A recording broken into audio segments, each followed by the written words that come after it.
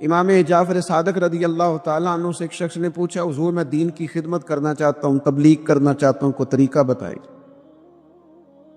بہت سارے لوگ ہیں آج کل جو یہ چاہتے ہیں کہ جناب مجھے نہ کوئی آپ نسخہ بتائیں، کوئی سلیقہ بتائیں، میں دین کا کام کرنا چاہتا ہوں، دعوت خیر دینا چاہتا ہوں، کوئی طریقہ بتائیں۔ تو سیدنا امام جعفر صادق رضی اللہ تعالیٰ عنہ فرمانے لگے آسان طریقہ ہے، اور بغیر کسی فلسفے کے، بغیر کسی الجھی ہوئی گتھی کے سلجھی ہوئی بات ہے، بالکل طے۔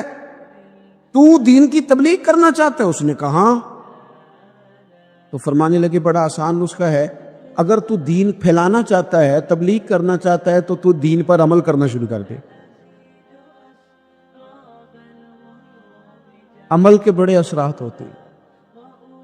عمل، وہ حضرت باجید بستامی فرمایا کرتے تھے جس نے ہماری خاموشی سے کچھ نہیں سیکھا وہ ہماری تقریر سے کیا سیکھے گا۔ یہ جو عمل ہوتا ہے یہ اتنی بڑی خاموش تبلیغ ہے، اتنی بڑی۔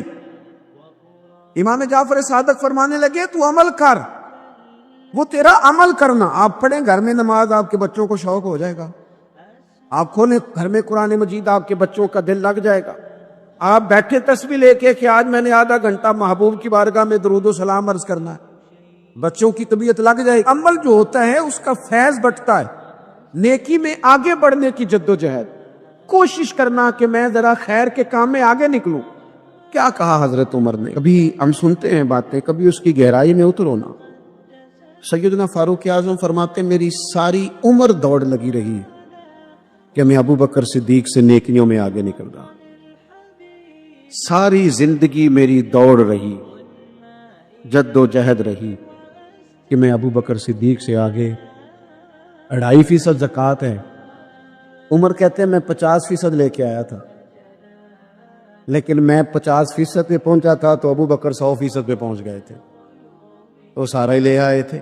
میری دوڑ رہی، یہاں بھی دوڑ ہے، میری عزت کرو، میرے آنے پہ کھڑے ہو جاؤ، معاذ اللہ میرا اکرام کرو، میں فلاں صاحب ہوتا ہوں، قبیلے میں، برادری میں، سوسائٹی میں، سماج میں یہ نام رکھتا ہوں، میں فلاں سیاسی، سماجی، فلاحی، رفائی تعارف رکھتا ہوں، میرا فلاں معاملہ ہے۔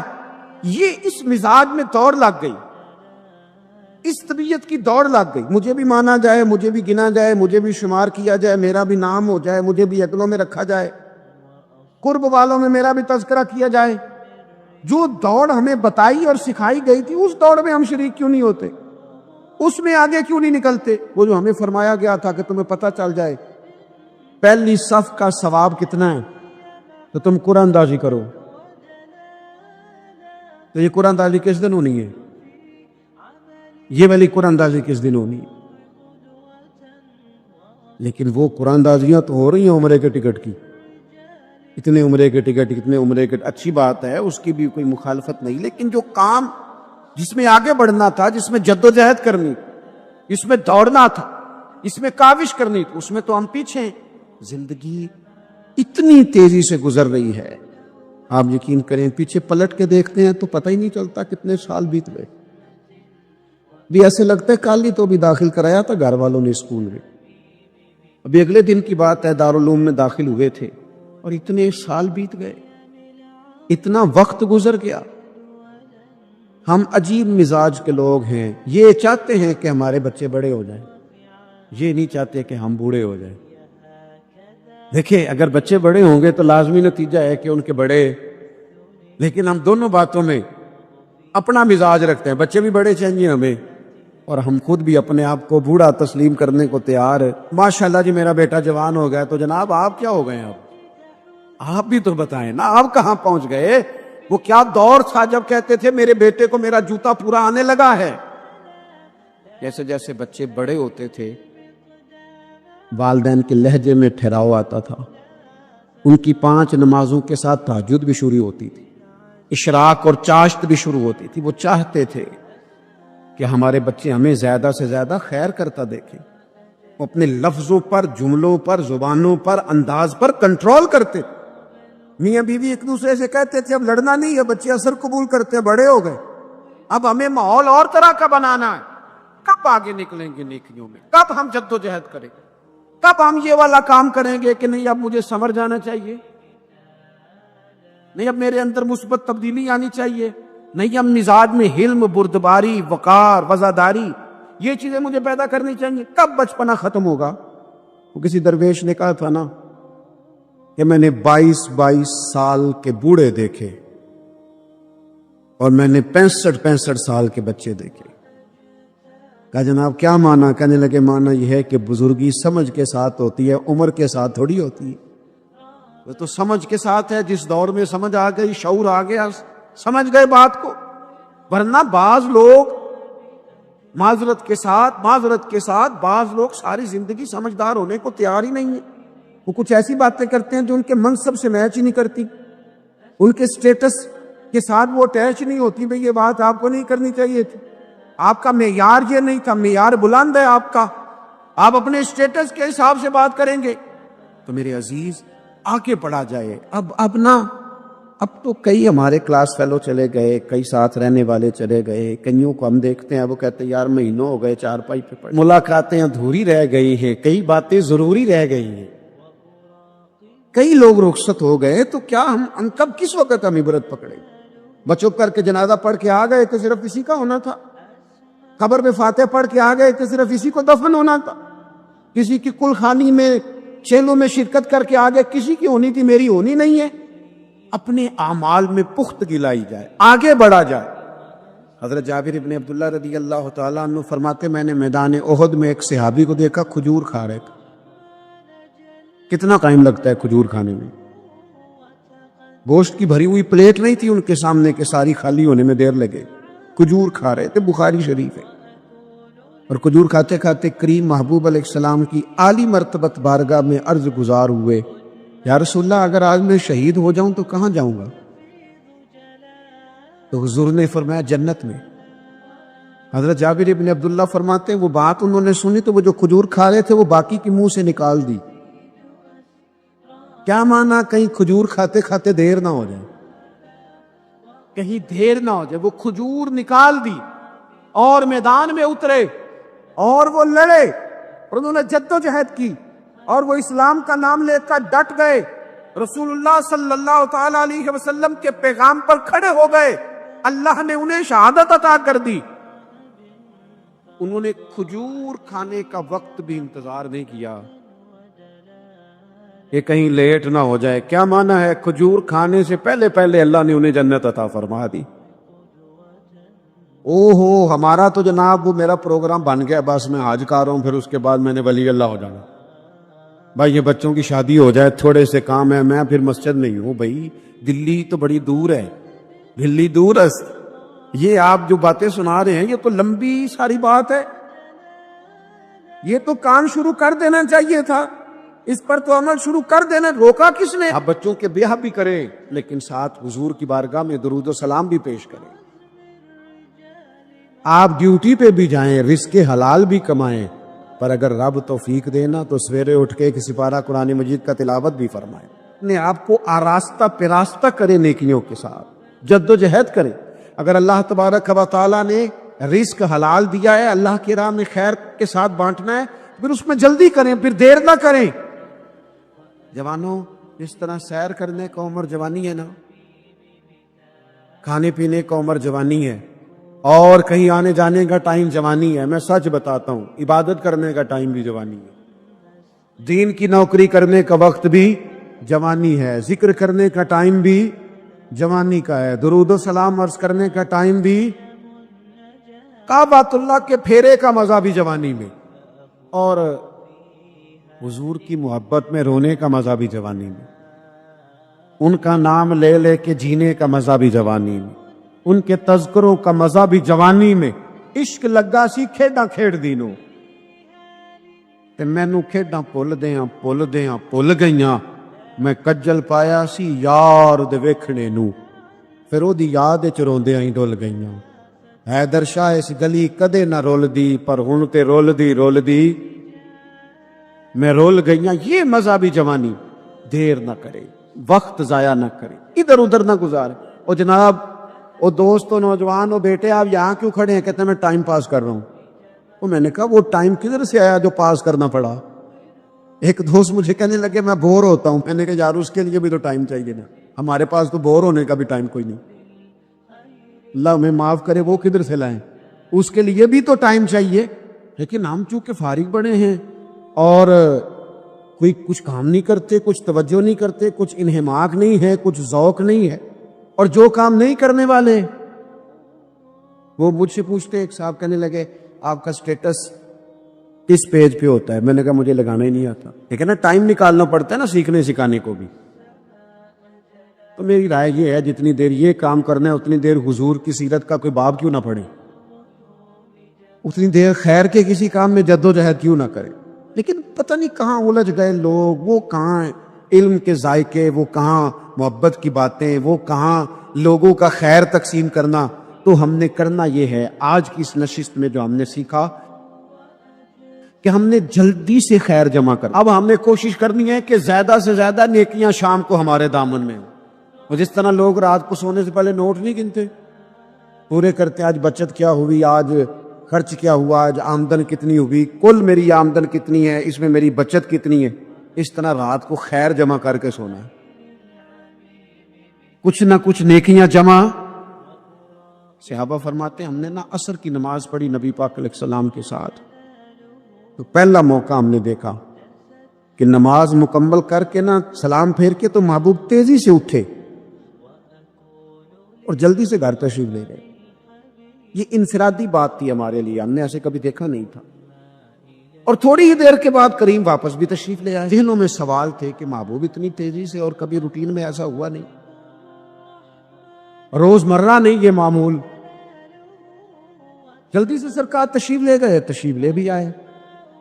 تو ذہنوں میں تجسس تھا، سوال تھا کہ ایسا کیوں ہوا. تو محبوب تو جانتے ہیں نا غلاموں کے ذہن کی سطح پر کیا ابھرتا ہے، وہ کیا پوچھنا چاہتے ہیں، ان کے نقوش پر کون سی چیزیں ہیں جن کو پڑھا جائے اور ان کے جواب دیے. حضور تو جانتے ہیں نا. تو کریم محبوب فرمانے لگے تم پوچھنا چاہتے ہو میں کہاں گیا تھا اور کیوں آیا ہوں، اتنی تیزی سے کہاں گیا.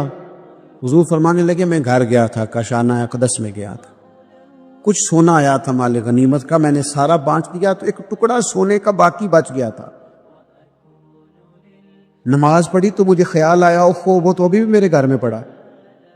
تو حضور فرماتے میں جلدی سے گیا ہوں، اسے بھی اللہ کے راستے میں خیرات کر کے آیا. یہ جلدی سے نیکی کر دی ہے کہیں یہ کام رہ نہ جائے. اور ایک روایت میں یوں بھی ہے کہ میں نہیں چاہتا تھا کہ میرے گھر میں پڑا رہے اور رات پوری گزر جائے، رات پوری گزر جائے، لہذا میں نے چاہا کہ اسے جلدی سے اس نیکی کو کر دیا جائے. جس کے کہاں پہنچنا ہے اس کے ہاں. میں دوستوں سے کہا کرتا ہوں رمضان میں کسی کو راشن دینا ہے تو رمضان سے پہلے دے دو، رمضان کی نیت کر کے. انشاءاللہ آپ کو یہی بتائیں گے مفتیان کرام کہ رمضان سے پہلے بھی رمضان کی نیت کر کے دیا جائے تو اللہ تعالیٰ اتنا ہی اجر عطا فرمائے. ہم نا جی وہ انتظار ہو رہا ہے فلانا کا، وہ جی میں نے کر لیا تھا، لے لیا تھا، ٹائم نہیں مل رہا مجھے دینے جانے کا. اس کی کیا وجہ ہے جی؟ اس کی کیا وجہ ہے؟ آپ نے کام کرنا تو پھر اسے کریں، پھر دیر کس بات کی؟ جو شروع کرنا ہے اسے شروع کریں. جس کا ارادہ ہے نا میں نے مسجد میں جھاڑو دینا کرنا ہے وہ کرے شروع. جس کا ارادہ ہے نا اذان میں نے پڑھنی کرنی ہے تو کرے نا شروع. جس کا خیال ہے میں نے قرآن سیکھنا ہے تو کر دے شروع، کسی کا انتظار نہ کرے. جس کا خیال ہے اب میں نے دین کو سیکھنا ہے شروع کر دے. اور جس کا دل ہے نا محبوب کی سیرت کو پڑھنی ہے وہ دیر نہ کرے، وہ حضور کے تذکرے شروع کرے. وہ تذکرہ پڑھتا جائے گا، رب اس کی روح کو توانائی عطا فرمائے گا. جو نیکی جو خیر ہمارے دائرہ کار میں ہے، دائرہ اختیار میں ہے، ہماری پہنچ، اسے کیوں چھوڑا جائے. نبی پاک علیہ الصلوۃ والسلام نے فرمایا نیکی کو کبھی حقیر نہ سمجھو. کچھ نہ ہو سکے تو مسلمان بھائی سے مسکرا کے ملاقات کر لینا، اللہ صدقے کا ثواب عطا کر دے گا. آپ نے کافی ساری ماشاءاللہ سبحان اللہ کہی ہے، پر یہ مسکرا کے ملنا آج کل مشکل ہو گیا یہ کام بھی، کیونکہ یہ دور ہے ناراض لوگوں کا دور. اس میں ہر کوئی کسی نہ کسی سے ناراض ہے، تو مل تو لیتے مسکرا کے نہیں ملتے. ملاقاتیں تو ہو جاتی ہیں، لوگ تو ہر روز ایک دوسرے سے ملتے ہیں، پر یہ دل کم ہی کسی سے ملتے ہیں. ملتے ہیں لوگ پر ملتے. زندگی نے وہ عجیب لمحہ تھا، وہ میرے ساتھ تھا پر میں تنہا تھا. لوگ ملتے ہیں پر ملنے کو تیار. حضور نے فرمایا نیکی کو حقیر نہ سمجھو, کچھ نہ ہو سکے تو ذرا مسکرا کے مل لینا. کیا معنی ہے؟ کسی سے ملنا تو راضی ہو کے ملنا. یہ جو مزاجوں میں گھٹن ہے طبیعت بلا وجہ کی ہے بعض جگہوں پہ, کوئی اس کا کوئی شرعی پس منظر نہیں, کچھ نہیں, بلا وجہ. نیکیوں میں ذرا جد و جہد کی جائے, کوشش کی جائے, حصول حسنات میں کوشش کی جائے. ہم نہ بڑے سست ہیں, دنیا کے معاملے میں چست ہیں اور خیر کٹھی کرنے میں سست ہیں. جلد از جلد آپ دیکھیں ہمارے بزرگوں نے بہت زیادہ کام کیا, بہت زیادہ. اس کی وجہ یہ تھی کہ وہ دوسروں کے کام پہ نہیں توجہ دیتے تھے, اپنے کام پہ توجہ دیتے. آج کل ہمارا یہ مسئلہ ہے کہ ہم نیکی اس لیے نہیں کر پاتے کہ ہماری اپنے کام پہ توجہ کم ہوتی ہے, دوسرے پہ زیادہ ہوتی ہے. نتیجہ کیا نکلتا ہے؟ دوسرے کئی دفعہ آگے نکل جاتے ہیں اور ہم جو بھی منصوبے بنا رہے ہیں, پروگرام طے کر رہے ہیں, وہ معاملہ پیچھے رہ جاتا ہے. تو زندگی میں جلد از جلد خیر جمع کرنے کی کوشش کرنا. جلد از جلد. امام بخاری کی عمر 62 سال ہوئی ہے اور قرآن مجید کے بعد وہ صحیح ترین کتاب امت کو دے گئے. کو بہت لمبی عمر نہیں, 62 سال عمر مبارک پائی. کتنا ہمارے بزرگوں نے کہا. حضرت عمر بن عبدالعزیز کی عمر 39 سال ہوئی, پوری 40 نہیں. کتنی خیر بانٹی انہوں نے زمانے میں. کام نہیں کرتے, پروگرام نہیں بناتے, ہم خیر نہیں جمع کرتے. خیر جمع کرنے کا وقت تو ہے, فٹافٹ کر لی جائے. پھر تو اس طرح کا ٹائم آ جاتا ہے کہ انسان زیادہ نماز پڑھنا چاہتا ہے, نفل پڑھنا چاہتا ہے, اس کا وجود ساتھ نہیں دیتا. اس طرح کے اوقات آ جاتے ہیں کہ وہ کچھ خیر کرنا چاہتا ہے, پھر اس کے پاس موقع نہیں رہتا. وہ لکھنا, پڑھنا, پڑھانا, سمجھانا چاہتا ہے, پھر قواعد اتنے مضبوط نہیں رہتے. جد و جہد کی جائے, کوشش کی جائے, جلد از جلد. اللہ کے پیارے رسول صلی اللہ تعالی علیہ وسلم نے فرمایا, صحیح بخاری میں حدیث موجود ہے, حضور فرمانے لگے جلد از جلد نیکیاں کر لو اس وقت سے پہلے کہ فتنے رات کے ٹکڑوں کی طرح تمہارے اوپر گریں گے. حضور فرمانے لگے وہ ایسا سخت وقت آئے گا کہ بندہ صبح مومن ہوگا تو شام کافر ہو جائے, شام مومن ہوگا تو صبح کافر ہو جائے. اور فرمایا لوگ دنیا کے بدلے اپنا دین بیچ ڈالیں گے. اس سے پہلے پہلے نیکی کر لو, قبل اس کے کہ الجھا دیا جائے, ذہنوں کو پریشان کر دیا جائے. کئی جگہ مسائل نہیں بنا دیے گئے, وہ چھوڑو دیے تو نفل ہے, چھوڑو دیے تو غیر مؤکدہ ہے. اعلیٰ حضرت فاضل بریلوی فرماتے ہیں جو نفل چھوڑتا ہے نا, ایک وقت آتا ہے سنت کے ترک کرنا شروع کر دیتا ہے, اور تارک سنت ایک وقت آتا ہے کہ واجبات کو چھوڑتا ہے. کیونکہ وہ سیلاب اچانک نہیں آیا کرتے, پہلے چھوٹا سا سوراخ ہوتا ہے, دریا کے کنارے چھوٹا سوراخ ہوتا ہے, بند نہ کیا جائے تو بڑا ہو جاتا ہے, پھر اور بڑا ہو جاتا ہے, پھر وہ سیلاب بن جاتا ہے. کیا ہوتا ہے کہ جب ہم دیر کرتے ہیں, آپ دیکھ لیں دنیا داری میں لوگ کتنے آگے نکل گئے, کتنے دنیا داری کی جو چیزیں آئیں وہ غالب ہو گئیں. میں آپ سے پوچھ رہا ہوں جتنے لوگوں کے پاس موبائل ہیں اتنے لوگ نمازی بھی ہیں. موبائل بعد میں آ کے غالب ہو گیا سب پہ, اور نماز آپ یہ ایوریج نکالے نا, جتنے لوگ فیس بک پہ ہیں اتنے لوگ دینی تعلیم کے میدان میں بھی ہیں, پڑھنے پڑھانے کا مزاج بھی رکھتے ہیں. جتنی نصیحتیں کرنے میں آج لوگ نکلے ہوئے ہیں, کیا اتنی خیر بھی دنیا میں بٹ رہی؟ جتنی جدید ٹیکنالوجی آ گئی سب ہم نے حاصل کر لی, بری بات نہیں, ٹھیک ہے, اچھی بات. لیکن سوال یہ ہے کہ وہ باتیں جو سالوں سے ہو رہی ہیں اور جو ہمارے دین کے فرائض میں شامل ہے ان پر عمل کب ہوگا؟ اور میں یہ بہت سارے لوگ ہیں نا دعوت دیتے ہیں کہ آپ تشریف لائیں, اس جگہ پہ آ کے کچھ بات کریں, تو میں دوستوں سے کہتا ہوں تقریریں تو اب بڑی سن لی لوگوں نے, تو زمانہ ہو گیا تقریریں کرتے سنتے. سوال تو یہ ہے کہ جو سنا ہے اس پر عمل کس دن کرنا ہے؟ وہ پہلا قدم جو عمل کا ہے وہ کس دن اٹھانا ہے؟ یہ کوئی گورکھ دھندا تو نہیں ہے نا کہ نشستن گفتن برخاستن. دیکھیں نا قرآن مجید کی آیات نازل ہوتی تھی, صحابہ دوڑ پڑتے تھے عمل کرنے کے لیے. لن تنالوا البر حتى تنفقوا مما تحبون, تم بھلائی کو نہیں پہنچو گے جب تک اپنی پیاری چیز خرچ نہ کرو. تو یہ آیت ہم نے بھی سنی ہوئی ہے. میں آپ سے ہاتھ نہیں اٹھواتا, آپ خود اپنے آپ سے پوچھیں, میں اپنے آپ سے پوچھتا ہوں کب پیاری چیز لا کے خرچ کیا ہم نے اللہ کے راستے میں؟ لیکن جب نازل ہوئی تھی عبداللہ ابن عمر کو گھوڑا پیارا تھا، انہوں نے فوراً لا کے پیش کر دیا تھا۔ حضرت ابو طلحہ انصاری کو باغ پیارا تھا، انہوں نے فوراً لا کے حضور کی بارگاہ میں پیش کر دیا تھا۔ ہم کب یہ کام کریں گے؟ ہم سن رہے ہیں، ہمیں آتی ہے، ہم آگے بڑھا رہے ہیں، لیکن جلدی سے صحابہ کا یہ مزاج تھا کہ جیسے ہی ان تک خیر پہنچی انہوں نے عمل کر کے دکھایا، جیسے نصیحت ملی اس نصیحت پر وہ عامل ہو گئے۔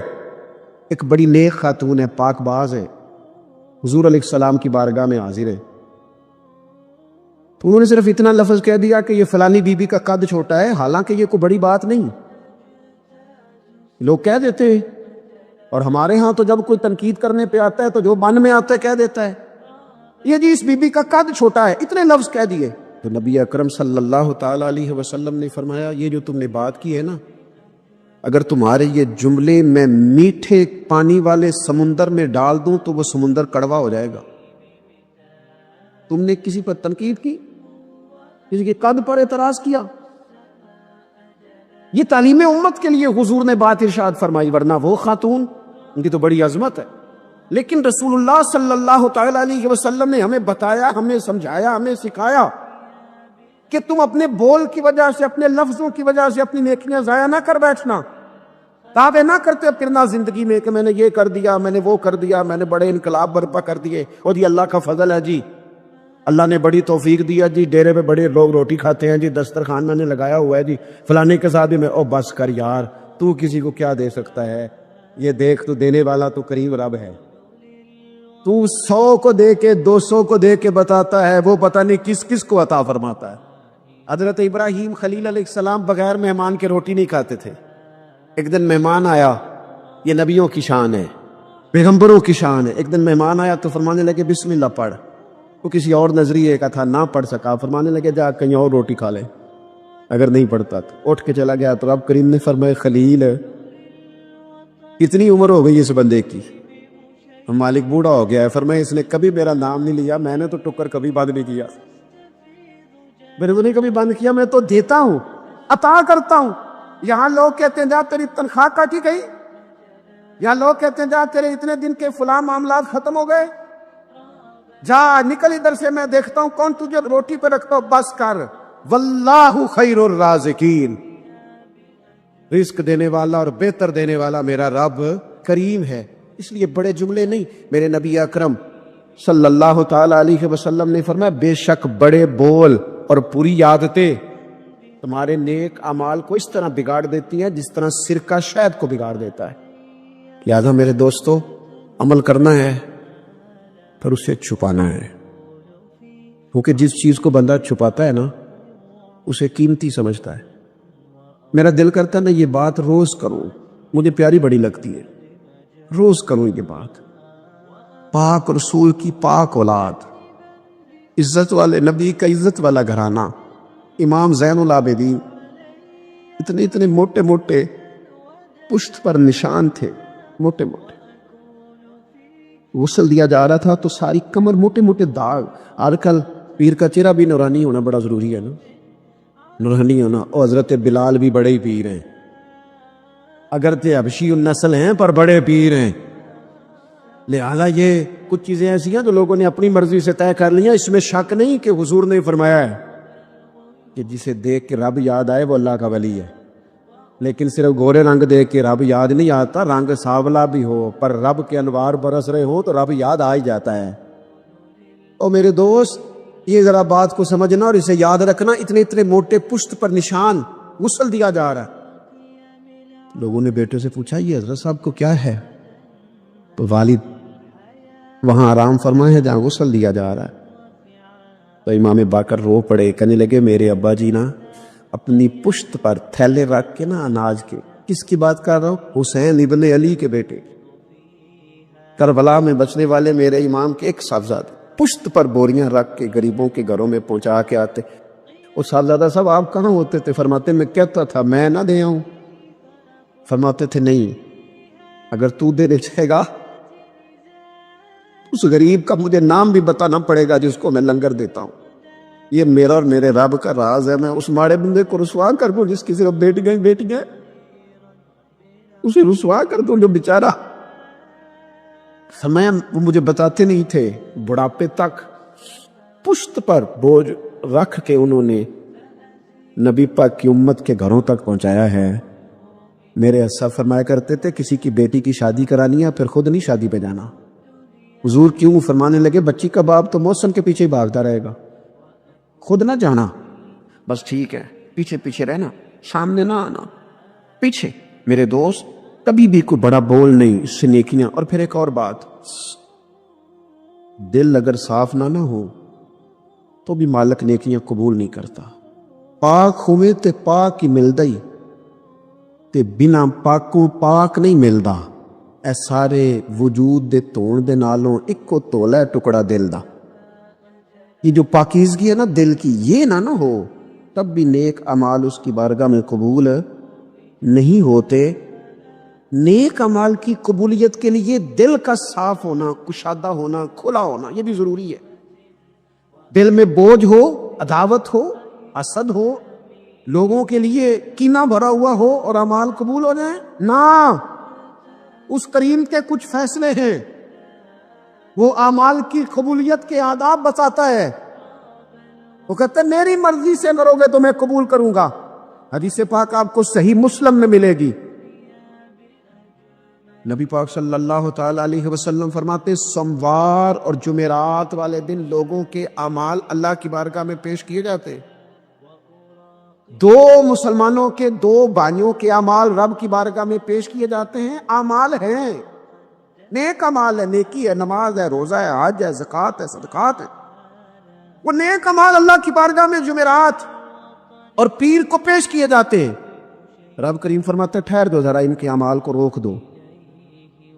یا اللہ کیوں؟ فرمایا اس لیے کہ ان کے آپس میں نا دلوں میں نفرت ہے، گھٹن ہے، عداوت ہے۔ ان کو ذرا مہلت دو، یہ پہلے صلح کر لیں پھر ان کے اعمال بھی قبول کر لیں گے۔ کہ نہ عداوتیں پالی ہوئی ہیں، اپنے دلوں کے اندر گھٹن پیدا کی ہوئی، اختلاف کہاں نہیں ہوتا، لیکن نفرتیں پیدا کر لینا۔ کیا جرم کیا ہے بھائی نے؟ کون سا کفر کر بیٹھے ہیں رشتہ دار؟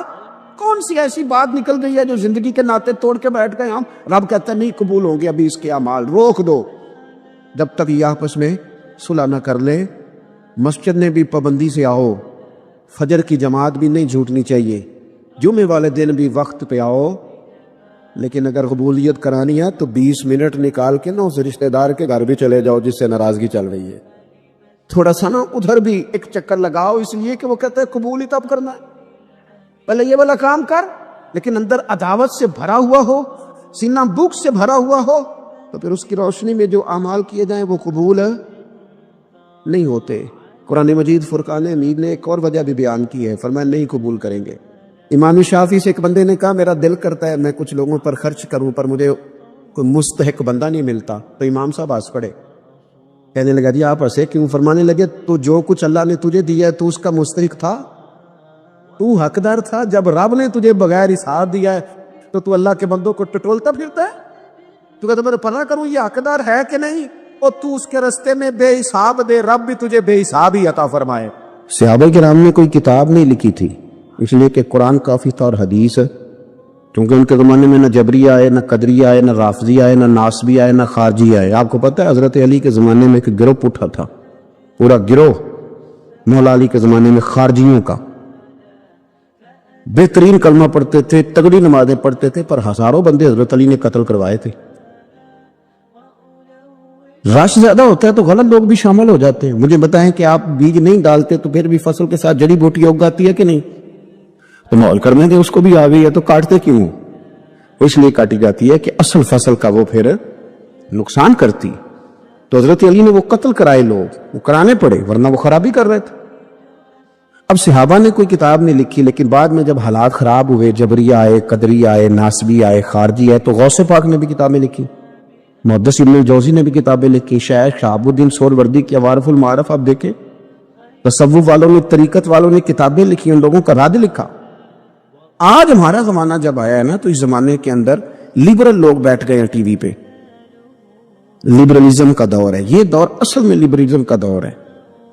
اس میں یہ جو آپ کو تھوڑا بہت محسوس ہوتا ہے نا کہ بعض جگہ علماء کے آپس میں اختلافات ہو رہے ہیں، تو یہ ویسے سب کے ہی ہوتے ہیں، دکانداروں کے بھی ہوتے ہیں دنیا داروں کے بھی ان جیوے کہ اپنی گل کوئی نہیں کرتا جی اپنی گل کوئی بندہ اپنی بات نہیں کرتا کیونکہ اپنی طرف اس کی نظر نہیں نہ ہوتی نظر سامنے ہوتی ہے تو سامنے والے کی بات کرنا بھی ویسے بھی ایزی ہوتا ہے تو اسی طرح مولوی بھی میں بھی کہتا ہوں کہ سیاستدانوں نے بیڑا غرق کر دیا کیونکہ میری بھی نظر سامنے ہے اپنے اوپر تو ہے ہی نہیں تو میرے بھائی ہمارا جو دور ہے نا اس دور کے اندر لوگوں نے ٹی وی پہ بیٹھ کے میڈیا پہ آ کے کہنا شروع کر دیا کہ اسلام تو کوئی سختی نہیں کرتا عورتیں بلا حجاب بھاگیں گلیوں میں آئیں جو مرضی کریں نے کہنا شروع کر دیا کہ اسلام جو ہے وہ کوئی معاذ اللہ تعالیٰ کسی کو پابند نہیں کرتا وہ جو مرضی کرے لوگ دین کا نام لے کے دین کا حلیہ بگاڑنے لگے پینٹ شرٹ والے مولوی آ گئے مارکیٹ میں پینٹ شرٹ والے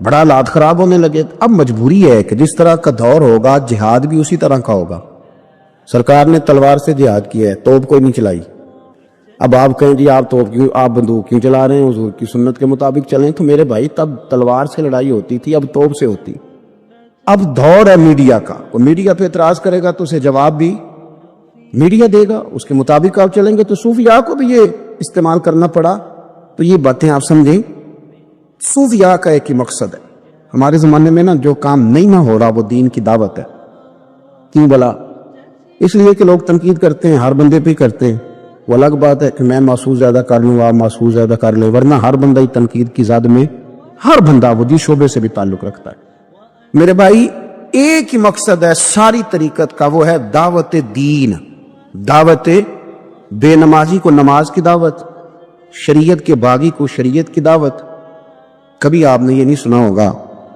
کہ مولوی ہڑتال پہ ہیں تو مسجدوں میں جمعہ نہیں ہوگا آج کبھی سنا ڈاکٹر ہڑتال پہ جاتے ہیں کہ نہیں وکیل ٹرینوں والے مولوی صاحب کبھی گئے ہوں کیا مولویوں کی ہڑتال ہے اللہ کے فضل سے کبھی آپ نے نہیں سنا ہوگا کبھی ایسا نہیں ہوگا اور میں آپ کو بتاتا ہوں میرا مسجد سے تعلق ہے اتنی پریشانی کسی بندے کو نہیں ہوتی جتنی مسجد کے امام کو ہوتی ہے کہ یار میں جا رہا ہوں جماعت کون کرائے گا یقین کرے وہ بندہ ڈھونڈتا ہے محنت کرتا ہے تلاش کرتا ہے کسی کے ذمہ لگاتا ہے چابیاں دیتا ہے مجھے پتہ نا جی یہ اور یہ دلچسپی ہے یہ شوق ہے یہ ذوق ہے اس کو آپ سمجھیں دعوت دین علماء دے رہے ہیں صوفیاء دے رہے ہیں کسی بھی بندے کو آپ ٹٹول کے دیکھ لیں یار ماشاءاللہ داڑھی سی رکھ لی ہے تو کہے گا یار میں لاہور گیا تھا ایک علامہ صاحب کی بات سنی بس میرے دل پہ لگ گئی ہو سکتا ہے اسے نام بھی نہ یاد ہو تو یہ دعوت دین ہو رہی ہے تو بات آگے بڑھ رہی ہے نا آج بھی کوئی سوشلزم کا ماننے والا کوئی لبرل آدمی کوئی کسی قسم کا بندہ مارکیٹ میں آ کے دین پہ اعتراض کرتا ہے میں تھوڑے دن پہلے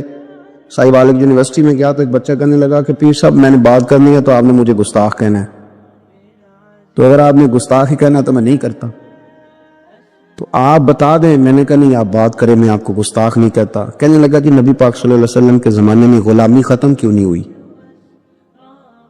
چاہیے تھا حضور کہتے آج کے بعد کوئی غلام نہیں ختم کر دیتے ختم کیوں نہیں ہوئی بکتے رہے غلام بلکہ حضرت علی کے زمانے تک غلام بکتے رہے تو آپ کے پاس کیا جواب ہے میں نے کہا اصل میں آپ رہتے ہیں ان لوگوں کے پاس جو بیچارے عشاء کی رکھتے بھی پوری نہیں بتا سکتے اس لیے آپ کے اندر یہی وہم پیدا ہوا ہے میں نے کہا میاں نبی پاک نے غلامی ختم کر دی کہنے لگا جی نہیں یہ میرے پاس ابن اسحاق کا والا ہے ابن حشام ہے فلانی کتاب ہے فلانی کتاب ہے میں نے اسے کہا بچے آپ سمجھے نہیں نبی کریم علیہ السلام نے نا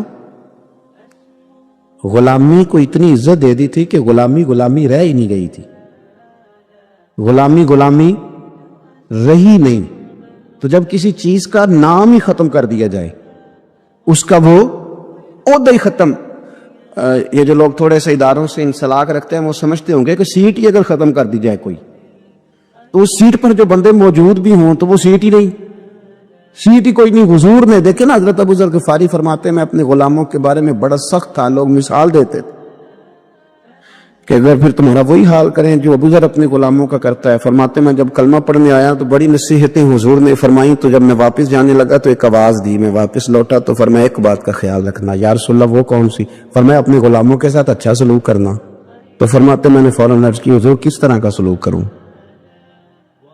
کس طرح کا تو یہ ابن ماجہ میں ابو داؤد میں نسائی میں مسند احمد میں کیا خوبصورت انداز ہے جو بڑے انسانی حقوق کی تنظیموں پہ بات کرنے والے نا پورے یورپ میں شور مچانے والے وہ بڑے حقوق بیان کریں گے، سیمینار کریں گے، چارٹر لکھا جائے گا، ڈبیٹ ہوگی، ایوان اقبال میں سیمینار ہوگا، فلانی جگہ ہوگا، کچھ پلے نہیں پڑے گا۔ میرے نبی کے 2 جملے، ختم ہو گئی ساری باتیں۔ رسول کریم علیہ السلام نے فرمایا جس طرح کا خود کھانا اس طرح کا غلاموں کو کھلانا، جس طرح کا خود پہننا اس طرح کا غلاموں کو پہنانا۔ ختم ہو گئی بات۔ اور یار تھوڑا سوچے، میں نے بات کر دی، آپ نے سن لی، ذرا غور کرے۔ جس طرح کا خود کھانا، بلاؤ نہ وہ حاجی صاحب جڑے بڑے نیک نے، جن کے کپڑے آپ پاندے نہ ملازم ہی انہیں پاندا ہے۔ بلاؤ نہ وہ شیر جو بڑی تقریریں کرتا ہے غریبوں کے حق میں، جس طرح کا خود کھاتا ہے غلام بھی اسی طرح کا کھاتا ہے۔ لیکن وہ عمل کرنے والے لوگ تھے، انہوں نے پھر عمل کر کے دکھایا۔ مولا علی شیر خدا کرم اللہ تعالی وجہہ الکریم۔ ایک بات اور کر دیں، چلو آ گئی۔ حضرت علی کا ماننے والا جب مجھے جاہل ملتا ہے نا کوئی، جب میں حضرت علی کا ماننے والا ہوں تو میں انہوں کہنا تیری مہربانی کسی درس گاہ داخل ہو جا۔ اتنے بڑے عالم کا ماننے والا اور تیرا حال کیا ہے؟ دیکھیں نا، میں کہوں او استاد جی کا شاگرد ہوں، یہ بندے کہیں گے تیری گلہ تے نہیں پہ دس دیا۔ تھوڑی مہربانی کریں، جس سے کائنات نے علم لیا اور زمانے نے فیض پایا، ماننے والا اس کا ہو اور اسے دعائے قنوت بھی نہ آتی ہو، تو یہ کیا تماشا ہے؟ آپ دیکھیں نا، آپ کس بات کہاں کی ہے، سٹیٹس کہاں کا آپ بیان کر رہے ہیں، اور معیار آپ کا کیا ہے؟ بالکل جہالت کی بات کر دینا۔ اور بات مولا علی شیر خدا، حضرت علی المرتضیٰ کوفے میں نا اپنے غلام کو لے کے بازار تشریف لے گئے، کہنے لگے یار موسم آ گیا ہے، میرا دل ہے کہ کپڑے میں خرید لیں قدر کے۔ اس نے کہا حضور چلیں، تو غلام کہتا ہے 2 جوڑے حضرت علی نے خریدے، ایک مہنگا ایک سستا۔ تو موٹی بات ہے، جو مہنگا ہے وہ آقا پہنے گا اور سستا ایسے ہی ہوتا ہے نا جی۔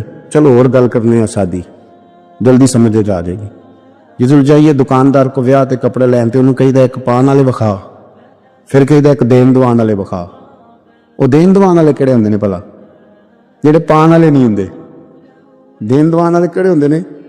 ایک وہ دے جڑے پانے والے نے، ایک وہ دے جڑے دینے والے نے۔ یہ دینے والے وہ ہوندے نے جڑے پان والے، ہاں جی وہ والے دکھا۔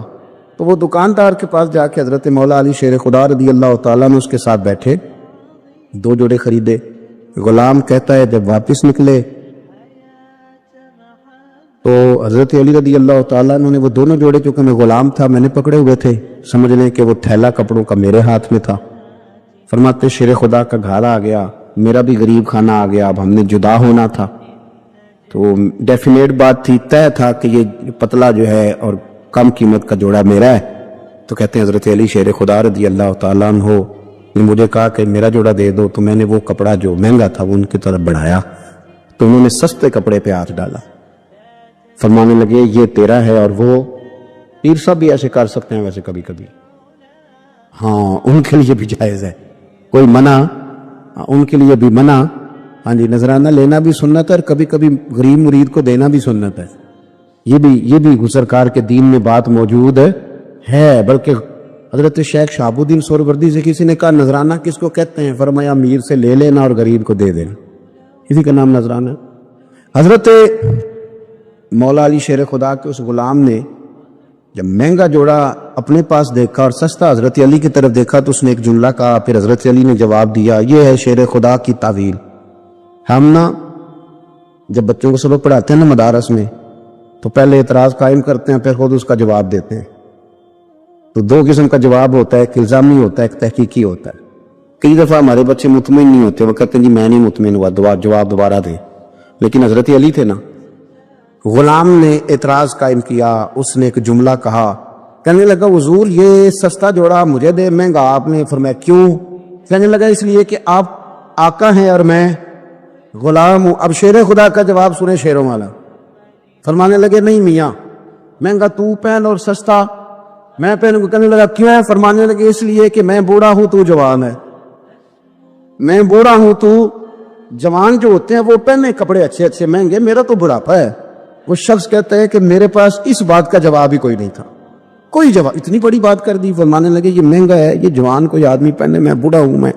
تو دعوت دین فقط مقصد صوفیاء کا، آج بھی دین کے حوالے سے جو تشریحات، آج نہ لوگ دین کے خلاف نہیں بولتے، کوئی بندہ آپ کو ایسا نہیں ملے گا، کوئی بھی۔ آج کے دور میں جو فتنہ ہے وہ ہے دین کی غلط تشریح کا فتنہ، غلط تشریح۔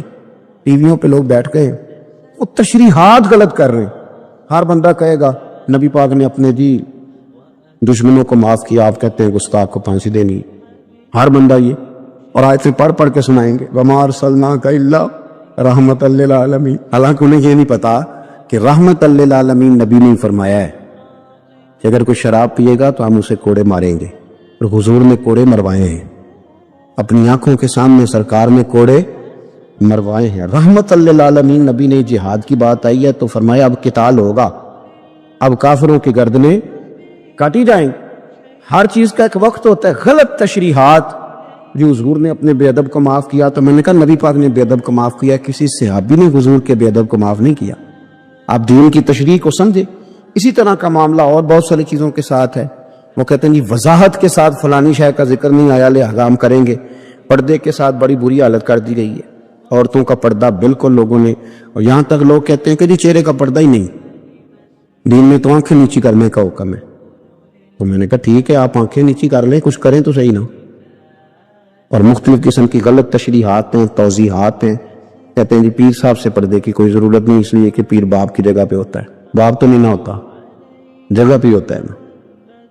مومنوں کی مائیں، قرآن کہتا ہے کہ یہ مومنوں کی مائیں ہیں، لیکن مومنوں کی ماں کے پاس جب ان کا بیٹا حضرت عبداللہ ابن مکتوم نابینا آئے تھے تو حضور نے فرمایا تھا عائشہ پردہ کرو، حضرت کی حضور وہ تو نابینا ہے، یہ رشتہ قرآن نے بیان کیا ہے، یہ تو نابینا ہے، تو فرمایا تمہیں تو نظر آ رہا ہے۔ تو اس دور کے اندر جو لوگ دین کو، دین پہ لیبل لگا کے نا، ایک دین پہ لیبل لگا کے کہ نہیں ادھر بھی گنجائش ہے، یہاں بھی مسئلہ ہے، یہ اب اس دور کا فتنہ ہے۔ جدت کے ساتھ بڑے بڑے ایسے اسکالر باقاعدہ ٹی وی پہ بٹھائے گئے کہ جنہوں نے کہا کوئی ضرورت نہیں، آپ یہاں تک میں سنتا ہوں کہ ایک ہو گئے تو گزارا ہو جائے گا، یہاں تک بھی میں سنتا ہوں کہ یہ آپ غلط تشریحات کر رہے ہیں۔ اور میں کیسے اسکالر کو بھی جانتا ہوں جو کہتا ہے کہ بس ٹھیک ہے، نکاح جب کسی شخص نے کسی کو قبول کر لیا تو نکاح ہی نکاح ہے، ایجاب و قبول کا نام نکاح ہے۔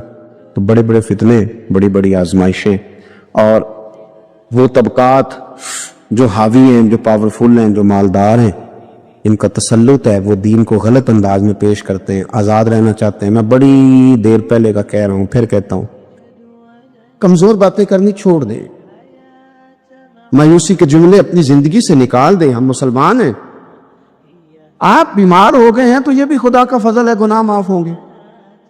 اگر اللہ تعالیٰ نے فقیر بنا دیا ہے، غریبی آ گئی ہے، تو یہ بھی فضل ہے، امیروں سے پہلے جنت میں جائیں گے۔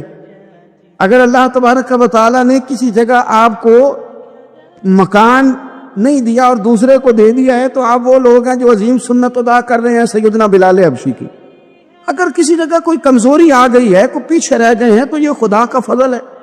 اللہ تعالیٰ نے چاہا ہمارے لیے جو فیصلہ، تو ہم اس پہ راضی ہیں۔ لیکن اپنی زندگی میں، اور شکوے اتنے بڑھا لیے ہم نے، اتنے بڑھا لیے کہ لوگوں سے شکوے کرتے کرتے رب رسول سے بھی شروع کر دیے۔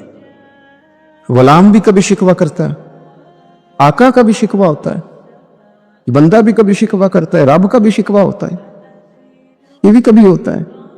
آپ نہ مانے پر یہ شکوہ ہے کہ میں بڑے ڈاکٹروں کے پاس گیا ہوں، آرام نہیں آیا، نہ ماننے پر یہ شکوہ ہے میں نے کبھی کسی کو ستایا تو نہیں پر میرے حالات بھی ٹھیک ہوتے۔ آپ نہ مانے پر یہ شکوہ ہے کہ فلانے کے پاس دولت زیادہ ہے، اس نے پتہ نہیں وہ آگے نکل گیا اور میں پیچھے رہ گیا، نہ ماننے پر یہ شکوہ ہے۔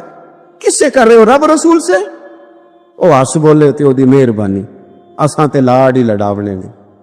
کس سے شکوہ کر رہے ہو؟ خدا کے بندو، غلام غلامی کرتے ہیں، شکوے کرتے ہیں کوئی؟ حضرت ام سلمہ رضی اللہ تعالیٰ عنہ، شوہر کا نام ہے ابو سلمہ، بیٹے کا نام ہے سلمہ، کہتی ہیں میں، میرا شوہر، میرا بیٹا، تینوں، چھوٹا بیٹا میرا، ہم نکلے مکہ مکرمہ سے مدینہ طیبہ جانے کے لیے۔ ایک ہی بیٹا ہے، خاندان جمع ہے، شوہر کی گود میں بیٹا، اونٹ کے پیچھے میں۔ فرماتی ہیں مدینے کی سرحد آ گئی تو میرے میکے والے آ گئے، کہنے لگے ابو سلمہ نہیں لے جانے دیں گے مدینے اپنی بیٹی کو۔ میں نے کہا میں مسلمان ہوں، میں تو اپنے شوہر کے ساتھ مدینے جاؤں گی۔ انہوں نے کہا نہیں جا سکتے، تو نے جانا ہے تو جا، ہماری بیٹی نہیں جائے گی۔ زبردستی مجھ سے انہوں نے مجھے میرے شوہر سے الگ کیا۔ کہتی ہیں پھر میرے شوہر کے قبیلے والے آ گئے، وہ کہنے لگے اگر تم اپنی بیٹی کو نہیں نہ جانے دیتے تو یہ جو ہمارا پوتا ہے یہ ہماری نسل ہے، تمہارا نہیں، اسے ہم نہیں جانے دیں گے۔ وہ بچہ اپنی طرف کھینچتے تھے، میں اپنی طرف کھینچتی تھی، مدینے کی سرحد پہ۔ یہ جھگڑا زمین کے لیے نہیں ہو رہا، مکان کے لیے نہیں ہو رہا، حضور کے مدینے جانے کے لیے ہو رہا، حضور کے مدینے جانے کے لیے ہو رہا، مدینے جانے کے لیے ہو رہا۔ لنگ کئی مہینے تے برس گئے تے تیری دید دیدے ہی ترس گئے۔ انہوں نے بچہ کھینچا، میں نے اپنی طرف کھینچا، میرے بچے کا بازو اتر گیا۔ فرماتی ہیں میرے شوہر مدینے چلے گئے، بیٹا میرا میرے سسرال والے لے گئے، مجھے میکے والے لے گئے۔ آج بھی کچھ سیانے بندے کہتے ہیں اس کو نکال دو اور بچے چھین لو۔ ان کا بھی خیال تھا کہ بیٹا لے جائیں گے نا تو ابو سلمہ بھی مدینے سے واپس آ جائے گا، یہ بھی واپس آ جائے گی۔ اور یار اتنا بڑا بھی ظالم کوئی نہیں ہوگا جو ماں باپ سے بچے جدا کرے۔ فرماتی ہیں کہ وہ لے گئے چھین کے، میں میکے چلی گئی۔ لوگ روٹی کھاتے تھے، میرے حلق سے نہیں گزرتی تھی۔ زمانہ سویا کرتا تھا، میں سو نہیں پاتی تھی۔ بیٹا کہاں، شوہر کہاں، میں کہاں۔ ام سلمہ کتنی دیر تکلیف کاٹی؟ ام سلمہ کہنے لگی لوگوں 1-2 دن نہیں، پورا سال بیت گیا، پورا سال، پر جے سونا ہی میرے دکھ وچ راض، جے سونا ہی مارو مینو مار مکاؤ، میں کوئی عذر نہ پیش لے آواں، او جے سونا ہی میرے دکھ وچ راضی، پھر سکھ نو چلے ڈاواں۔ فرمایا سال بیت گیا، لوگ صبح اٹھ کے کام کاج پہ لگ جاتے، کپڑے بدلتے، ڈیوٹیاں کرتے، اور میں سویرے اٹھ کے اس جگہ آ جاتی جہاں میرا شوہر اور میرا بیٹا بچھڑا تھا۔ میں سارا دن روتی، آہوزاری کرتی، حضور کے مدینے کی طرف منہ کر کے میں تڑپتی۔ سال بیت گیا، سال، ایک ہفتہ نہیں نکلتا بچوں کے بغیر۔ بڑے بڑے سیانے لوگ پردیس جاتے ہیں تو بچوں کی فوٹو دیکھ دیکھ کے روتے ہیں، لیکن کہتی ہیں ماں تھی، بیٹا بچھڑا اور پھر بیٹا بیمار ہو اور ماں سے جدا ہو، کتنی تکلیف کا منظر ہے۔ آپ فرماتی ہیں کہ 1 سال بیت گیا اور میں نے کسی کی منت نہیں کی، میں نے کوئی شکوہ نہیں کیا، اس لیے کہ جس حال میں رب و رسول رکھے۔ یہ حوصلہ، یہ صبر، یہ توانائی 1 سال کے بعد میرے چچا کا بیٹا میرے پاس سے گزرا، تڑپتے دیکھ کر کہنے لگا میری بہن تو سارا دن روتی رہتی ہے۔ تو میں نے کہا بھائی تمہیں کیا بتاؤں، اس کا شوہر چلا جائے، بیٹا جدا ہو جائے، وہ کیا کرے گی؟ فرماتے اس نے جا کے میرے باپ سے، اپنے والد سے، میرے خاندان والوں سے کہا اس کی سزا کب ختم ہوگی؟ اس غریبنی کا قصور یہ ہے کہ یہ مدینے والے کا کلمہ پڑھتی ہے، اس کی غلطی یہ ہے کہ یہ مسلمان ہو گئی ہے، دین حق قبول کر لیا، کیوں نہیں تم خیال کرتے؟ کہتے ان کے دل نرم ہوئے، وہ رضامند ہوئے مجھے مدینے جانے۔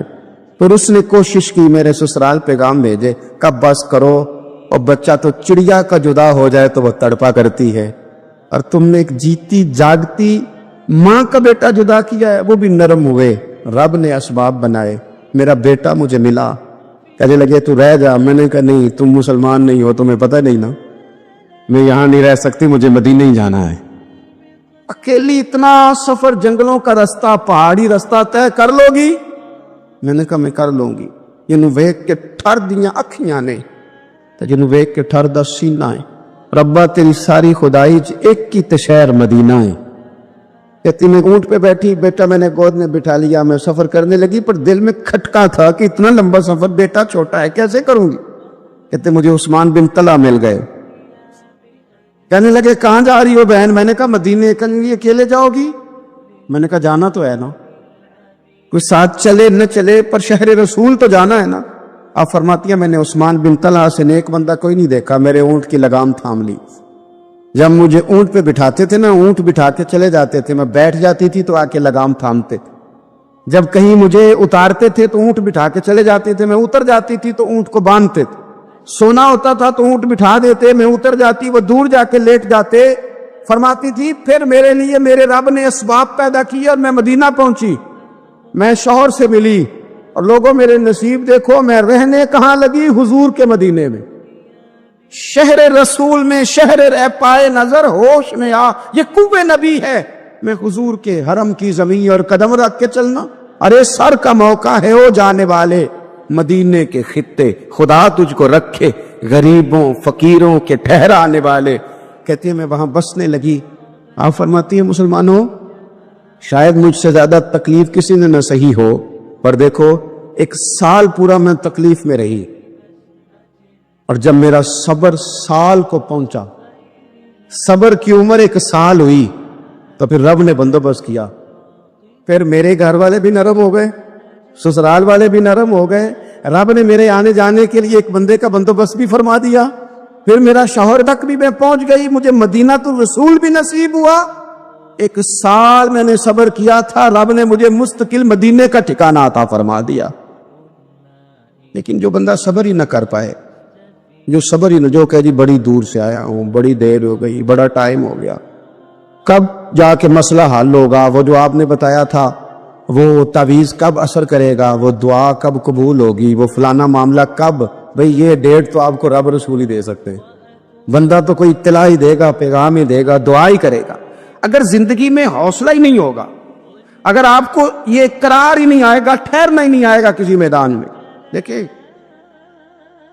کچھ ایسی اذیتیں ہوتی ہیں جو اذیت ناک ہوتی ہیں، لیکن اگر غلامی میں آ جائے نا آپ تو وہ اذیت ناک نہیں ہوتی، اس چبن میں مزہ آنے لگتا ہے۔ کئی درد بھی مزیدار ہوتے ہیں، کئی درد بھی، کبھی زخم ٹھیک ہونے پہ آ جائے نا تو اسے چھیڑو تو مزہ آتا ہے، اس لیے کہ کچھ درد بھی مزیدار ہوتے ہیں۔ آتش سے کسی نے کہا تو روتا بڑا ہے، اس نے کہا محبوب کی یاد میں تڑپتا ہوں، ابھی تو ایک دل ہے، میں نے تو خواہش تھی کبھی 2 ہوتے نا تو صحیح کر کے تڑپتا، رب نے دل ایک بنایا، کہتا وہ مزہ دیا ہے تڑپنے کہ میری آرزو ہے یا رب میرے دونوں پہلوؤں میں دل بے قرار ہوتا۔ درد میں بھی مزہ ہے، پر شرط یہ ہے کہ لوگ درد میں بھی جینا سیکھیں۔ ہم نہ آرام میں جینا چاہتے ہیں، پنکھے کے نیچے جینا چاہتے ہیں، کاش کہ ہمیں صحرا میں بھی نیند کا مزہ لینے کا طریقہ آئے، پھر زندگی کے سارے راستے آسان ہیں، پھر اقرا بھی مشکل نہیں، لیکن چونکہ حوصلہ نہیں، صبر نہیں، وہ والا قرار نہیں جو ایک مسلمان سے رب رسول کا مطالبہ ہے۔ حضور سید عالم صلی اللہ علیہ وسلم نے کہا ابو عبادہ تو نے باپ ہی مار دیا ہے، کہا حضور باپ نہیں چاہیے، رسول اللہ کا وفادار چاہیے، حضور وفادار چاہیے۔ نبی پاک صلی اللہ تعالی علیہ وآلہ وسلم کی محبت اصل دین ہے، اصل دین۔ اگر اس میں خامی رہ جائے، اس کے اندر کمی رہ جائے، ایمان مکمل نہیں۔ صبح قیامت رب کی بارگاہ میں تیرا کوئی عمل قابل قبول نہیں، کوئی تیرا عمل اللہ کے حضور قابل قبول نہیں۔ تعظیم رسالت میں اگر فرق آتا ہے، حضور کی محبت میں اگر کمی آتی ہے تو تیرا کوئی عمل بھی قابل قبول ہے۔ محبت کا کیسے پتہ چلے گا کہ حضور سے پیار ہے؟ جی جو بندہ میلاد والے دن بھی سویا رہے، معراج شریف والے دن بھی بے ہوش ہو، رسول اللہ صلی اللہ علیہ وسلم کی ایک نعت بھی اسے یاد نہ ہو، اسے کبھی توفیق نہ ہو نعت سننے کی۔ یہ نعت پڑھتے ہیں نا حضرات، تو کچھ لوگ جھومتے ہیں، کچھ مست رہتے ہیں۔ پتہ کیوں مست رہتے ہیں؟ انہیں نعت کے ذائقے کا پتہ نہیں۔ نعت تعریف مصطفیٰ ہے، اور جب محبوب کی تعریف ہوتی ہے تو دل مچل جایا کرتے ہیں۔ بھئی محبت مصطفیٰ پیدا کریں، ان جگہوں پہ بیٹھے جہاں سے رسول اللہ کا پیار ملتا ہے۔ صحابہ کرام نے ہر چیز سے بڑھ کر رسول پاک سے پیار کیا، ہر چیز سے بڑھ کر۔ بھلا دی دنیا ساری انہوں نے، لیکن رسول پاک سید عالم صلی اللہ علیہ وسلم کا پیار انہوں نے اپنے دل سے نہیں بلایا۔ اپنی اولادیں لا کے حضور کی خدمت میں پیش کر دی، اپنے بچے لا کر پیش کر۔ حضرت عائشہ صدیقہ رضی اللہ تعالیٰ عنہ فرماتی ہیں ساری زندگی ابو بکر صدیق نے ڈانٹا نہیں، میرا باپ رفیق تھا، شفیق تھا، مہربان تھے، کوئی کبھی انہوں نے سخت گھورا بھی نہیں ہماری طرف۔ لیکن کہتے ہیں ایک دن میں حضور کے ساتھ گفتگو کر رہی تھی، بچی تھی، میری آواز ذرا بلند ہوئی تو کہتے ہیں جناب ابو بکر صدیق رضی اللہ تعالیٰ عنہ باہر سے دوڑے آئے، اندر آئے اور حضرت ابو بکر نے تھپڑ اٹھایا، میرے منہ پہ مارنے لگے، حضور آگے بڑھے بچایا۔ میں نے کہا ابا جی آپ نے تو گھورا بھی کبھی نہیں، یہ کیا ہوا؟ تو حضرت جناب عائشہ صدیقہ کہتے ہیں ابو بکر صدیق رو پڑے، کہنے لگے عائشہ میرے اوپر سے پہاڑ بھی گزر جائیں تو مجھے تکلیف نہیں ہوتی، اور میرے مصطفیٰ کے سامنے کوئی اونچا بولے بھی تو میرا دل ٹوٹ جاتا ہے۔ خبردار، حضور سید عالم، حضرت عمر کا زمانہ تھا، کچھ لوگ آئے کہیں اور کے رہنے والے، مسجد نبی میں اونچی آواز میں بولنے لگے، اونچی آواز میں باتیں کرنے لگے۔ حضرت عمر نے بلایا، فرمایا ادھر آؤ، کون ہو، کہاں سے آئے ہو؟ کہنے لگے کوئی شام کا ہے، کوئی کسی ملک کا ہے۔ آپ فرمانے لگے تمہیں پتہ نہیں یہ روضہ رسول ہے؟ تمہیں پتہ نہیں یہ حضور کی مسجد ہے، لا ترفعوا اصواتکم فوق صوت النبی، تمہیں خبر نہیں تم کہاں آئے ہو؟ فرمایا اگر تم مدینے کے رہنے والے ہوتے میں تمہیں دروں سے مارتا، تمہیں سزا دیتا، تمہیں ادب رسول کا نہیں پتا، تمہیں رسول اللہ صلی اللہ علیہ وسلم کے طریقے کا نہیں پتا۔ ایک لفظ اور بیان کیا جاتا ہے، کہتے جی پیار ہم بھی کرتے ہیں پر وہ والا جو نبی پاک نے کہا ہے۔ کون سا؟ جو حضور نے، جس کا نبی پاک نے حکم دیا ہے۔ کون سا پیار کرتے ہیں؟ ایک لفظ آپ کو پوچھا جاتا ہے، ہم بھی پیار کرتے ہیں پر وہ والا جو نبی پاک نے کہا ہے، جو حضور نے۔ کہتے جی یہ جو تم کہہ رہے ہو یہ حضور نے کیا نہیں، کہا نہیں۔ نبی پاک صلی اللہ علیہ وسلم کے وجود سے خون نکلا، حضور نے حضرت عبداللہ بن زبیر سے کہا ٹھکانے لگا دو، جاؤ ٹھکانے لگا دو، ایسی جگہ لگاؤ جہاں کسی کی نظر نہ پڑے۔ خون بہتا ہوا خون حرام ہے، قرآن پاک نے بیان کیا ہے۔ کہا ٹھکانے لگا دو، حضرت عبداللہ بن زبیر باہر نکلے اور حضور کا جو خون تھا وہ پی گئے۔ حضور نے کہا تھا پی لینا، کیا کہا تھا؟ ٹھکانے لگا دو، پی گئے۔ واپس آئے تو مصطفیٰ نے فرمایا کہاں ٹھکانے لگایا؟ کہا یا رسول اللہ ایسی جگہ جہاں کسی کی نظر نہیں پڑے گی، ایسی جگہ جہاں کسی کی نظر نہیں پڑے گی۔ حضور نے فرمایا پی گئے ہو؟ کہا حضور پی گیا ہوں۔ فرمایا جاؤ نبی کا وعدہ ہے تمہارے وجود کو جہنم کی آگ چھوئے گی بھی نہیں۔ ہم وہ والا پیار کرتے ہیں جو حضور نے کہا ہے۔ حضرت ام ایمن نبی پاک کی دائی تھی، حضور کی رضائی والدہ تھی، سرکار کی طبیعت مبارک علیل ہوئی تو حضور نے نا، ویسے نبی پاک جب پخانہ کرتے تھے نا تو حضرت عائشہ صدیقہ فرماتی ہیں حضور کے پخانے سے کستوری سے بھی زیادہ خوشبو آیا کرتی۔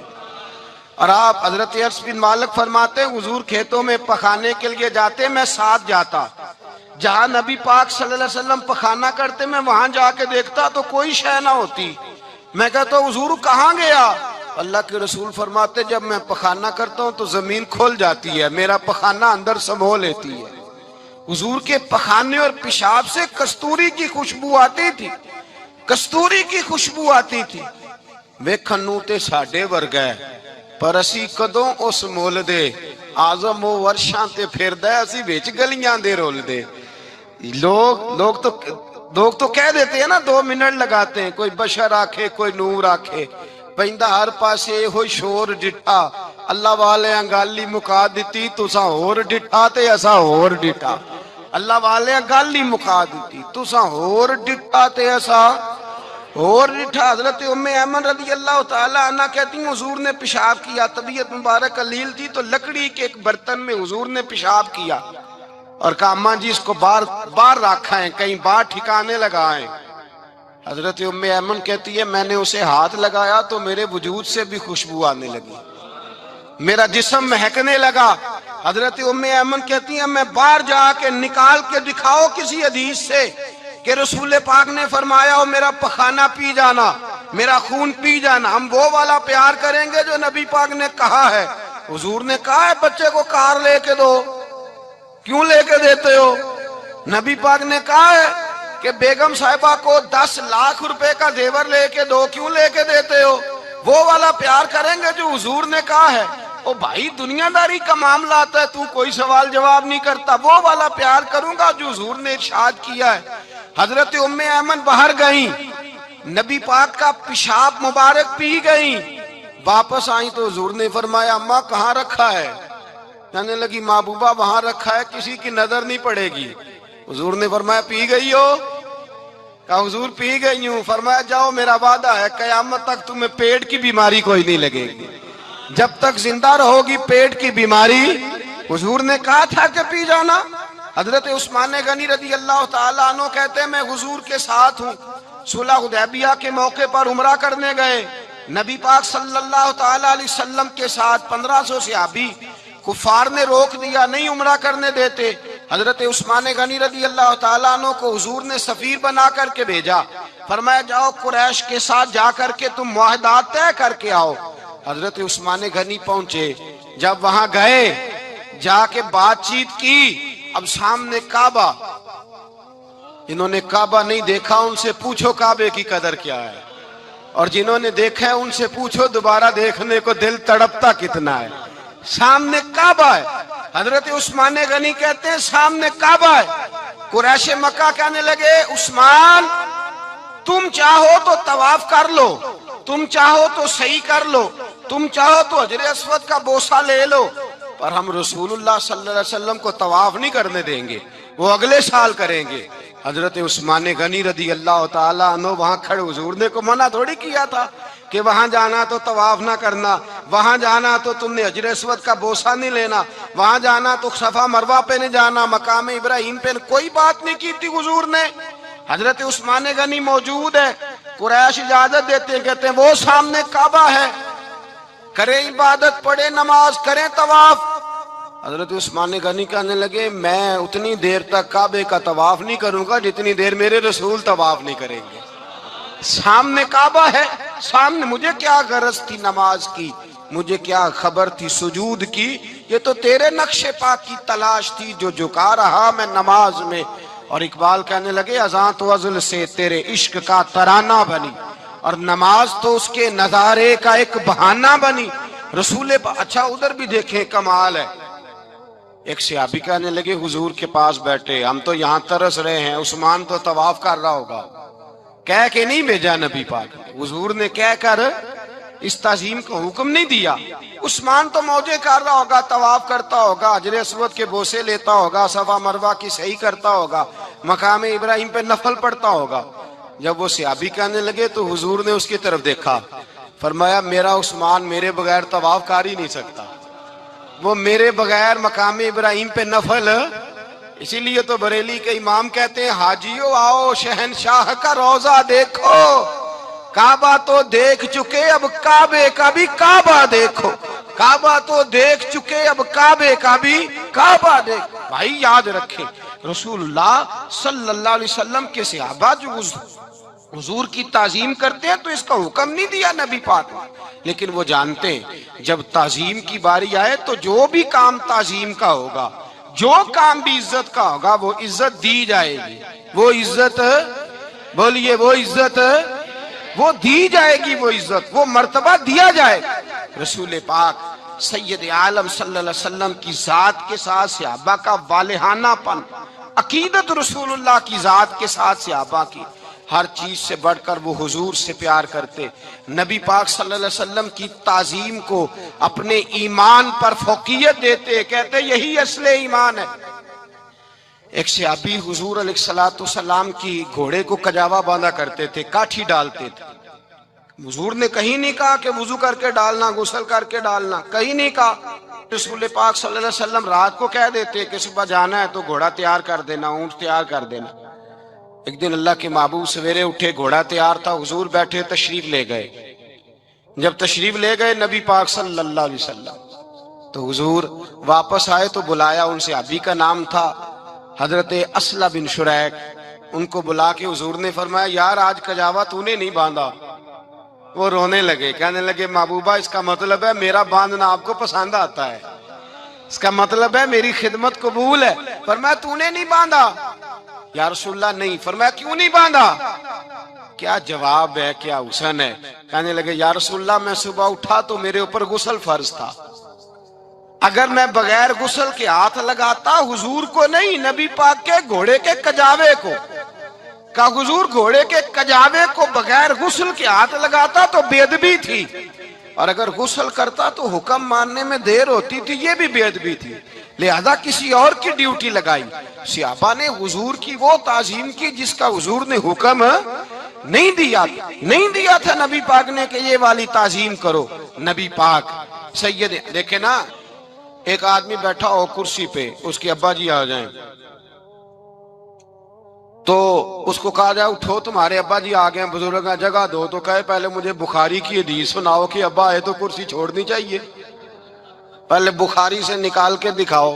جب تک امام بخاری کی حدیث نہیں ملے گی میں نے ابا جی کو کرسی، تو آپ کیا کہیں گے؟ حوالہ لینے چلے جائیں گے، جو کرنا جی وہ دسیا جی.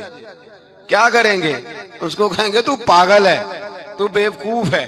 اور اگر کوئی بندے تھوڑے تگڑے ہوں گے تو شاید اس کو 2-3 لگا بھی دے کہ پاگل آدمی تو کس طرح کی بات کرتا ہے، باپ آئے تو اس کا ادب کرنا اتنا ہی کافی نہیں.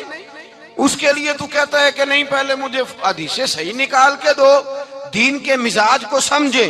رسول اللہ کی محبت ایمان کا حصہ ہے، اگر نبی پاک کا پیار نہیں تو کوئی چیز بھی مکمل، کوئی شے مکمل نہیں اگر رسول اللہ کا پیار نہیں، کوئی چیز مکمل نہیں اگر نبی پاک علیہ الصلوۃ والسلام کی محبت نہیں، حضور کی تعظیم نہیں۔ اور جو چیزیں تعظیم سے تعلق رکھتی تھی نا، صحابہ اسے قیمتی جانتے تھے۔ ایک بات یاد رکھیں، میاں بیوی کے گھر میں ہر شے ہو نا، آپس میں پیار نہ ہو تو وہ گھر جنت نہیں بن سکتا۔ ہر شے ہو آپس میں، نہیں سمجھ آئی بات کی، ہر چیز ہو صرف تو وہ گھر جنت نہیں بن سکتا، وہ دوزخ بن جاتا ہے۔ اور کوئی شے نہ ہو، ایک دوسرے سے پیار ہو، اعتبار ہو تو وہ گھر جنت بن جاتا ہے۔ او بھائی، تیرے پاس سارے عمل ہوں، اگر حضور سے پیار نہ ہو تو تجھے مسلمان ہونے کا مزہ نہیں آئے گا، اور اگر مصطفیٰ سے پیار ہے تو میرے نبی پاک فرماتے ہیں پھر تجھے مسلمان ہونے کا مزہ آ جائے گا، پھر تجھے لطف آئے گا مسلمان ہونے کا۔ رسول اللہ صلی اللہ علیہ وسلم کی محبت اصل، صحابہ اس محبت کو سرمایہ جانتے۔ ایک دن حضرت عمر فاروق جناب ابو بکر صدیق سے ملنے آئے، کہنے لگے ابو بکر ایک کام سے آیا ہوں۔ کہا عمر کہو، امیر المومنین کے پاس آئے ہیں جناب عمر، ایک کام سے آیا ہوں۔ کہا کہیے۔ کہنے لگے ایک شے کی ضرورت ہے، مانگوں گا تو آپ دے دیں گے؟ جناب عمر فاروق رضی اللہ تعالیٰ عنہ کہنے لگے میرے بس میں ہوئی تو ضرور دے دوں گا، تو میرا بھائی یہ بات تو کر۔ تو حضرت عمر نے پتہ کیا مانگا؟ کہنے لگے ابو بکر، وہ جو غار ثور میں تم 3 دن حضور کے ساتھ رہے ہو نا، میں 3 راتیں نہیں مانگتا، ان میں سے مجھے 1 رات دے دو۔ اور کیا لفظ ہیں، کیا حسن ہے۔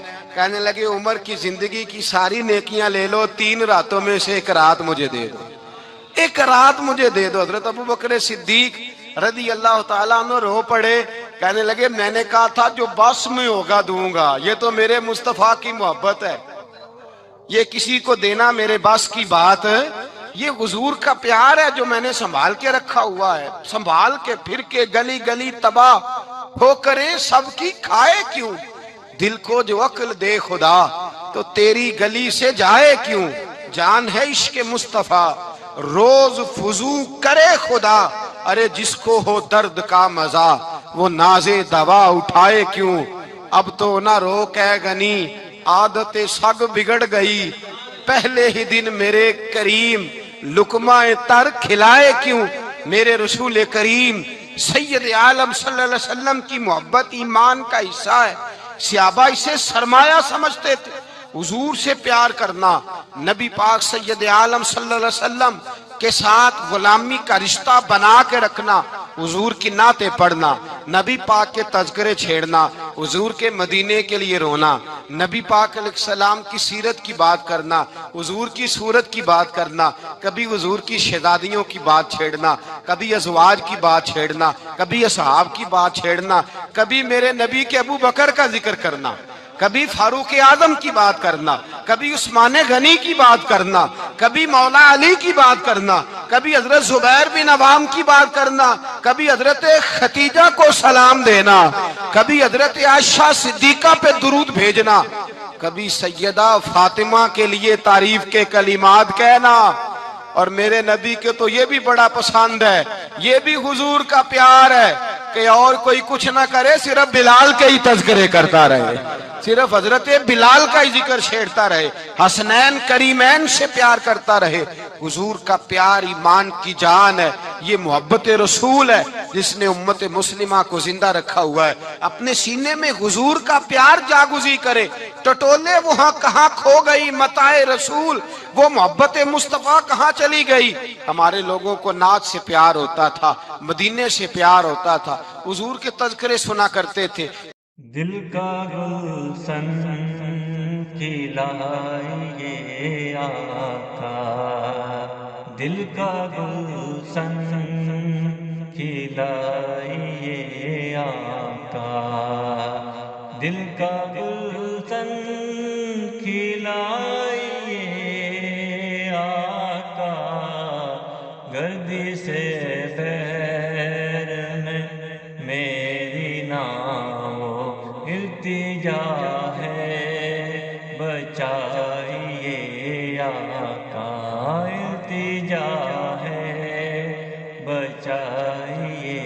آقا دل کا گلشن کھلائیے آقا غم کا مارا ہوں بے سہارا ہوں غم کا مارا ہوں بے سہارا ہوں مجھ کو سینے لگائیے آقا مجھ کو سینے لگائیے آقا اپنی رحمت کی ایک نظر کر دے اپنی رحمت کی ایک نظر کر دے بگڑی قسمت